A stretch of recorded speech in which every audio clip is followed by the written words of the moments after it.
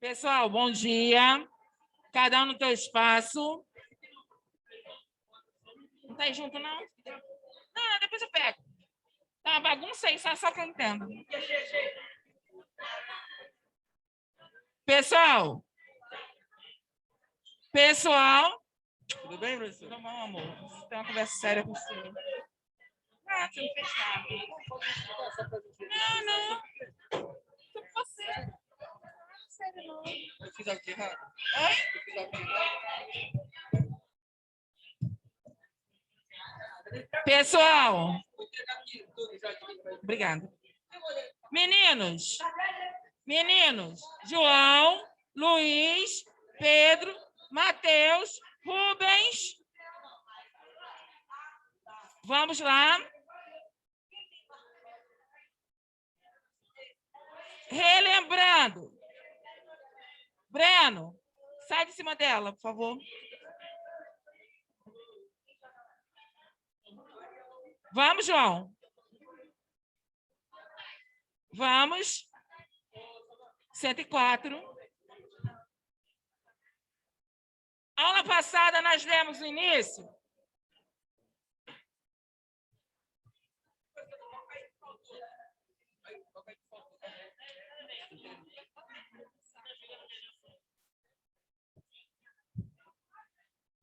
Aula passada, olha só.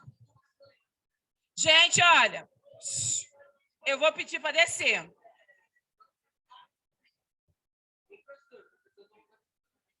Porque eu joguei tudinho aí que eu saí correndo. Pessoal, aula passada nós iniciamos a unidade 7. Onde que eu pedi? Samuel, onde que eu pedi para fazer a releitura de uma das duas imagens. Hoje nós vamos falar sobre o manto Tupinambá.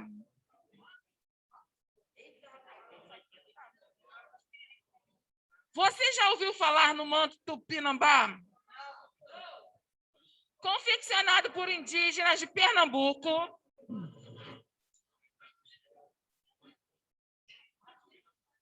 Gente, olha, não tem problema de continuar.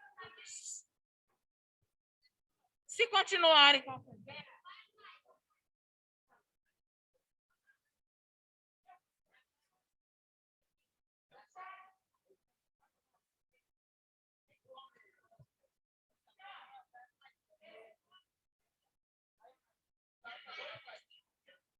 Cento e quatro.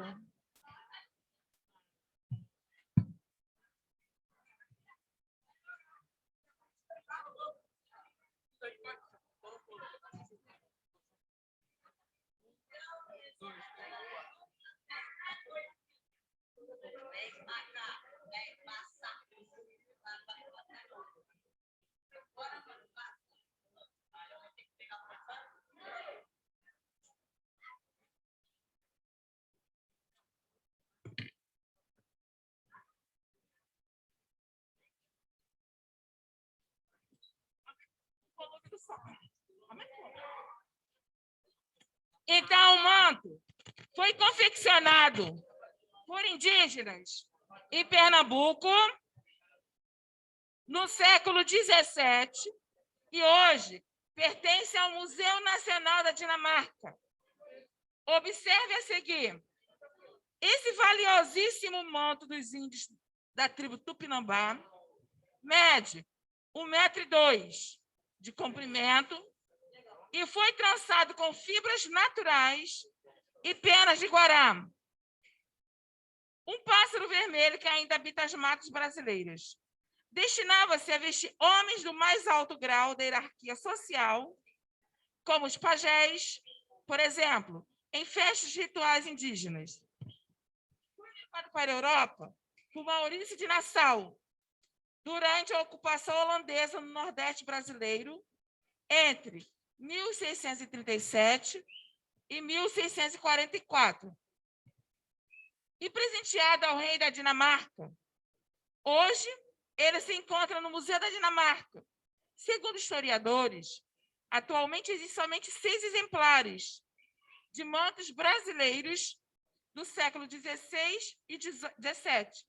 todos conservados em museus europeus.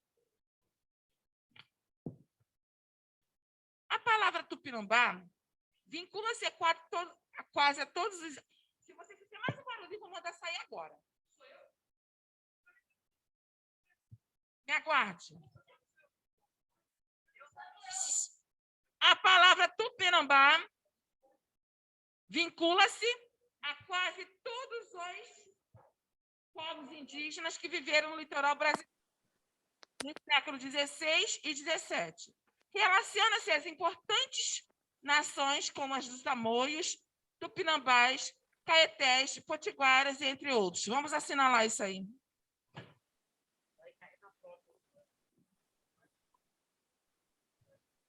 Com grupos que variavam de 500 a 3.000 pessoas, suas casas eram dispostas ao redor de um grande pátio da aldeia, desde cedo em contato com invasores europeus, e já no século XVII haviam sido praticados dizimados. No ano 2000, foi organizada uma exposição comemorativa aos 500 anos do Brasil, a mostra do redescobrimento. Para esse evento, diversas relíquias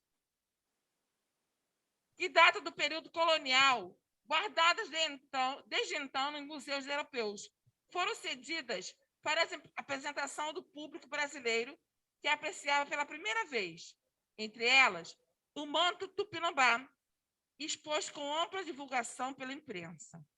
Em resposta, os tupinambás que vivem em Ilhéus, na Bahia, pediram que o manto voltasse ao Brasil, ao domínio da tribo.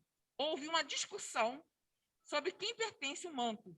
Seria dos tupinambás, descendentes do grupo original que confeccionou, ou do governo brasileiro, que representa os interesses de todos os cidadãos? Ou será que pertence à Dinamarca, que conservou e guardou a relíquia, dada ao rei da Dinamarca, por Maurício de Nassau, na ocasião da invasão holandesa ao Brasil? Sem que chegasse a esse consenso, embora uma peça valiosíssima do patrimônio histórico-cultural brasileiro, o manto retornou à reserva climatizada do Museu da Dinamarca. Vamos responder essas perguntas aqui.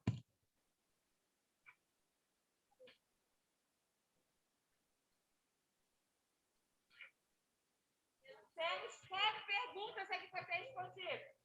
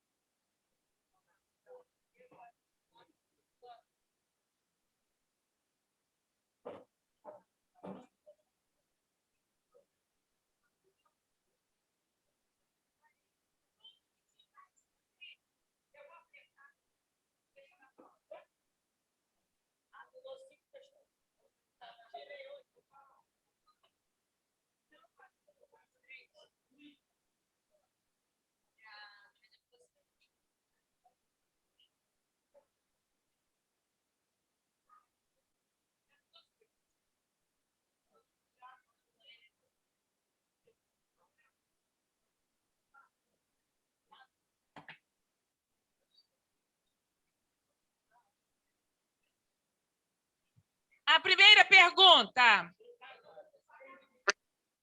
eu vou perguntar ao Rafael. Por que os índios tupinambás confeccionavam os mantos? A resposta está no livro.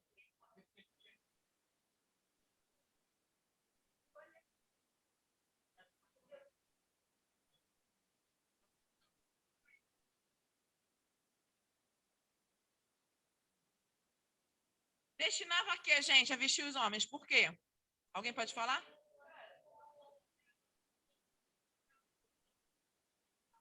Sim, para definir o mais alto grau da hierarquia social dentro dos povos indígenas.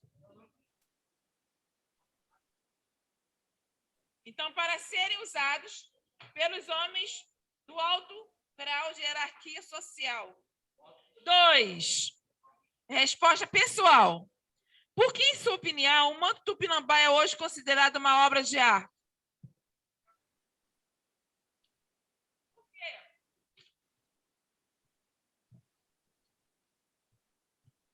Oi? Uma maneira de se expressar?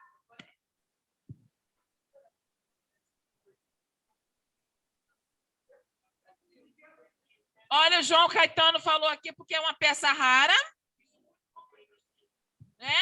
E ela se encontra exposta em um museu e é considerada uma obra de arte, porque existem somente 6 exemplares, né?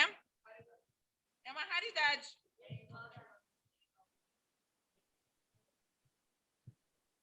A influência da arte nativa americana. Inúmeros artistas modernos foram influenciados pela... Ah, não, faltaram 2 perguntas.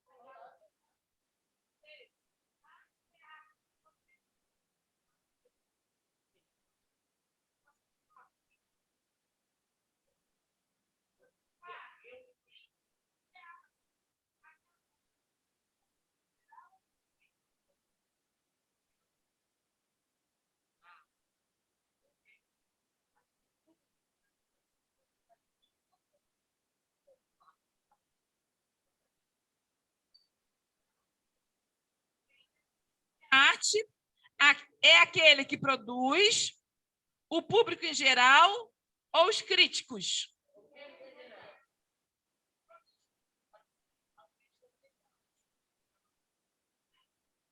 Eu acho que é um conjunto, não é não? A influência da arte nativa americana. Inúmeros artistas modernos foram influenciados pela incrível riqueza da arte nativa americana, cujos trabalhos têm origem em práticas dos séculos atrás. Por exemplo, os pintores muralistas Diego Rivera, David Siqueiros, José Clemente Orozco, que abordaram questões sociais como as ligadas à herança nativa e à cultura do México. Rapaz, por volta de 3.000 a.C., identificam-se culturas em 3 importantes centros: o litoral noroeste da América do Norte, os planaltos férteis e planícies litorâneas da Mesoamérica, o litoral pacífico da América do Sul. Observe no mapa a localização dos principais povos nativos americanos. Verde aí temos o grupo dos esquimós, o verde-limão, grupo da Nadene. Esse outro verde bem mais claro, Sioux da Dakota.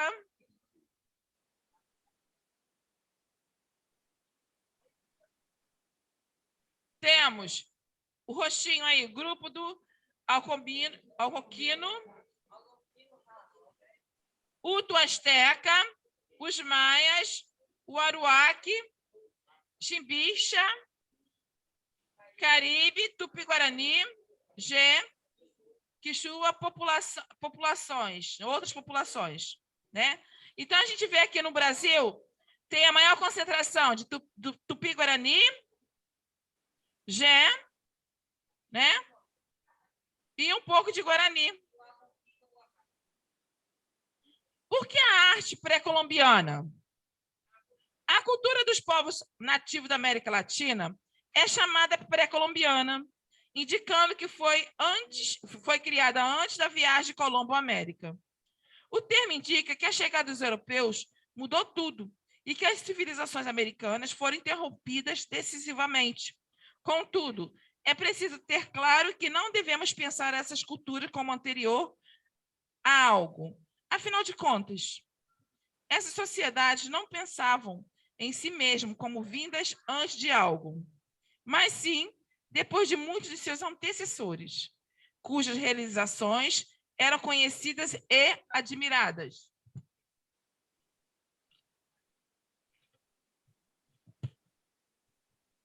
Os maias. Um dos sítios arqueológicos mais importantes da cultura maia é Bonampak, no México, conhecido como belas pinturas murais na Sala do Templo. Os murais retratam a apresentação de um herdeiro ao trono, Homenageia seus governantes e momentos importantes do reinado. Nas faixas superiores estão os nobres e senhores reunidos. Podemos ver 4 dos senhores claramente nessa imagem, com suas capas brancas, cocares e penas. Podemos ver 4 dos senhores... Desculpa. Podemos ver 4 dos senhores claramente nessa imagem, com capas brancas e cocares de pena. Painéis verticais, e escrito ao lado deles registram seus nomes. A Assembleia continua em volta da parede. A faixa mais baixa, ao redor da parede, conta um fundo azul nítido. Registra uma procissão colorida e evidentemente ruidosa. As peles de onça, os tecidos finamente confeccionados, joias abundantes, ornamentos de penas dos maias, não sobreviveram. Mas nesse mural, e outros como esse, permite que percebamos um pouco da cor da pompa que ali existia. Você sabia que a civilização maia concentrou-se na parte sul do território mexicano? Na região da península de Yucatán. A cultura maia começou a se formar cerca de 1000 anos antes de Cristo. Essa civilização prosperou entre 250 a 900 depois de Cristo. E ela ainda existia quando os espanhóis lá chegaram. No começo do século XVI, entre algumas de suas realizações, incluídas avanços e estudos astronômicos nas áreas de biologia e de matemática, os mais desenvolveram os mais sofisticados calendários e sistemas de escrita, já conhecidos.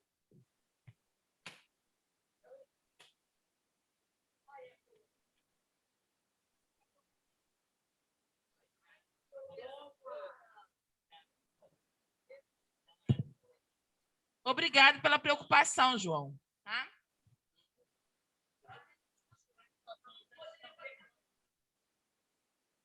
Construíram as famosas cidades de Cal, Palenque, Copán, Calacamu, e jamais chegaram a desenvolver um império, mas tiveram cidades-estados.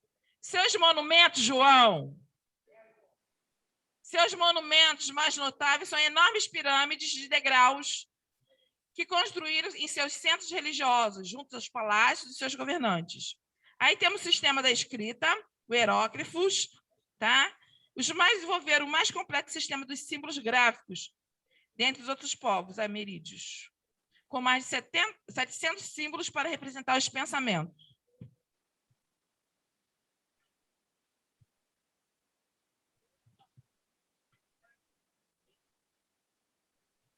Atividade que será o trabalho bimestral. Pesquise característica de sua cidade e o emblema dela. Analise os dados coletados em sua pesquisa e faça alguns desenhos propondo um novo símbolo, um mural ou um painel para a sua cidade. Observe o local onde está instalado seu projeto. Note que ainda com as pinturas murais nas salas dos templos, toda a obra deve ser levada em consideração, sabe, ô Miguel? Você está atrapalhando, né? Eu tenho que falar hein? Então, gente, posso continuar? Então, você tem que ver o local onde vai ser instalado o seu trabalho, o seu projeto, tá? E número 4 vai definir os materiais necessários. Está pedindo para montar uma maquete. Eu não quero maquete, eu só quero o desenho, tá? Então, vai ser uma pesquisa, onde que vai ter uma história e vai ter os desenhos, ok?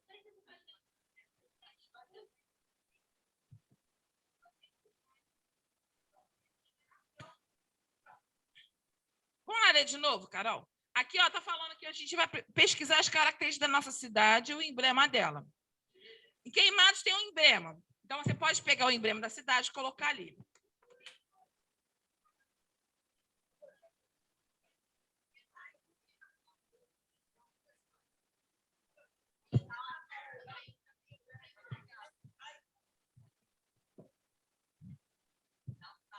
Eu posso parecer rechonchudinha assim, gordinha, mas eu faço exercício, tá? Então, olha só. Então,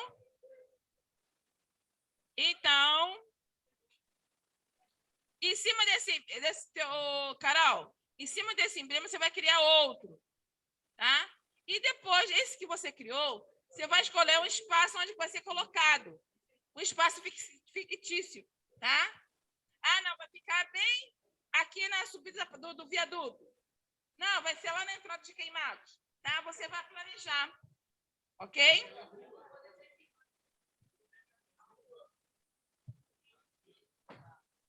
Vamos lá? Eu vou ver a data da entrega. Eu acho que é dia 9 de novembro. Dá uma olhadinha e vê se é quinta-feira. Vê se é dia 9 de novembro.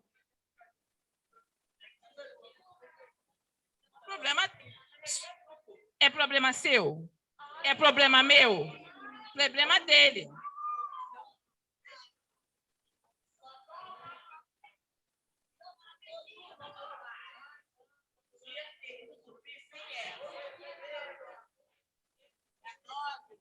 Dia 9 é quinta-feira? Terça. Então, quinta-feira. Gente, é pro dia 11/11, tá?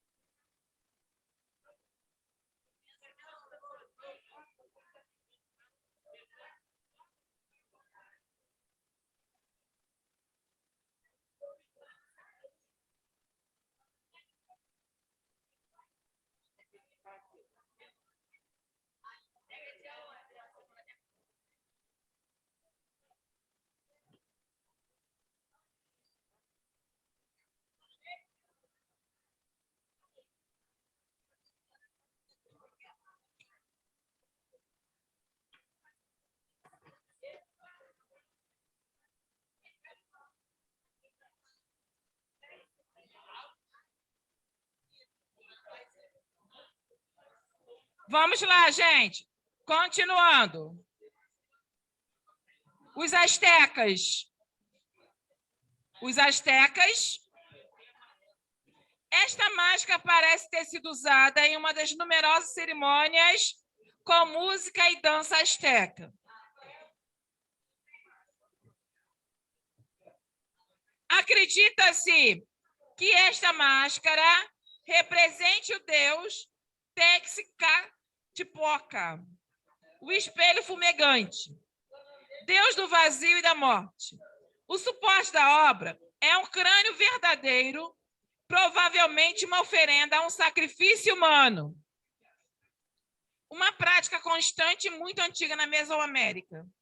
Observe como o artista desconhecido preservou grande parte do crânio original, com respectivos dentes, mas transfigurou a sua imagem dividindo a superfície em faixas alternadas de piritas, que é uma pedra preta, são pedras pretas, turquesas, pedras azuis, reduzindo as formas geométricas, o septo nasal e as órbitas. A parte posterior é forrada de couro. Você sabia que os astecas sequestravam os artistas mais talentosos e suas obras dos territórios conquistados, trazendo para a capital? A capital do Império Azteca, também conhecido como povo mexica, foi fundada em 1325, sabe, Luiz Miguel? Numa ilha do lago do Texcoco, onde hoje é a cidade do México. Era uma cidade de cerca de 250 mil habitantes, com belíssimos monumentos, jardins, palácios, templos e mercados. E já figurava entre as maiores do mundo. Temos a imagem das ruínas da cidade.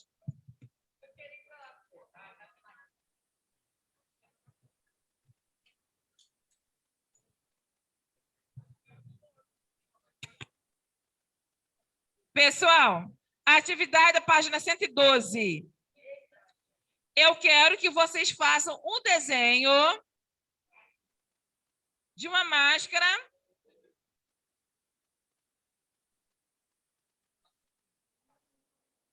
eu quero que vocês façam o desenho de uma máscara, tá? Com característica aqui do povo maia, ok? É só o desenho. Escrevam em portfólio.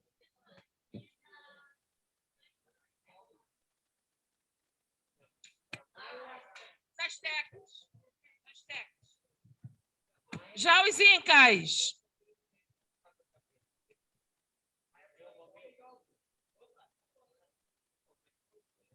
Os incas, localizados na cidade de Andes, do Equador do Sul, da Colômbia, tudo o Peru e a Bolívia. Existiu desde 1200, até a invasão dos conquistadores espanhóis.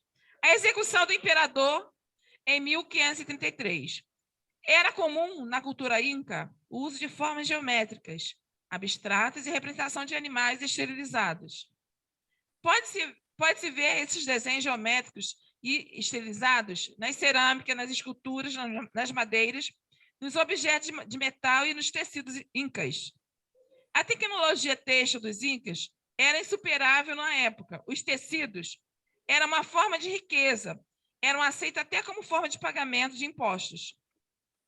Os diversos padrões e cores das túnicas incas sinalizavam a etnia de quem estava vestindo em seu estado social.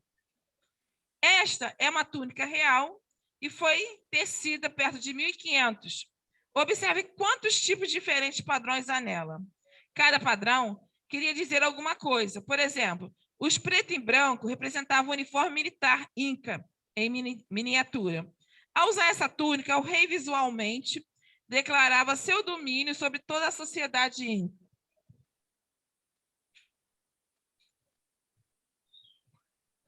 Atividade para o portfólio. Vocês vão desenhar 9 padrões do tecido inca aqui nessa página. Se você preferir, preste bem atenção. Você vai desenhar, fazer o rascunho aqui e depois fazer para colocar no portfólio, tá? Eu vou aproveitar, já que a gente iniciou aqui a atividade do portfólio, né? Então, já é a terceira atividade. A primeira foi da aula passada. A segunda, a máscara. A terceira é o tecido, tá?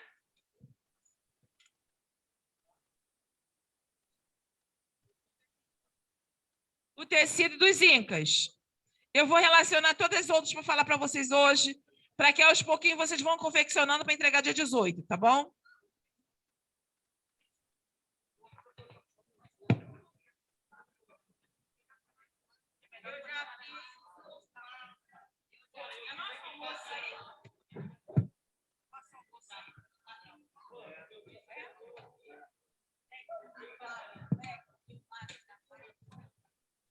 Pessoal de casa, eu vou selecionar aqui e na próxima aula eu falo tudo, tá bom? Um grande beijo e até a próxima aula.